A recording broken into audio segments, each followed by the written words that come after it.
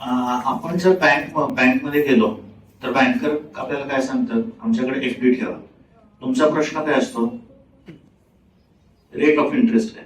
तसं तुम्ही पैसे मागायला गेल्यावर तेही तेच विचारणार, मला रिटर्न कसा मिळणार आणि कधी मिळणार. याच्यासाठी तयारी कशी करायची, तर तुमचा तोच मार्केट स्टडी पाहिजे की तुम्ही जो प्रोडक्ट तयार करताय तो काहीतरी पेन पॉईंट साठी केलेला आहे.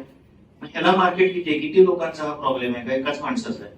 हा स्टडी करून ती गॅप आयडेंटिफाय करायचे आणि मग त्याच्यावर प्रोजेक्शन बिल्ड करायचे.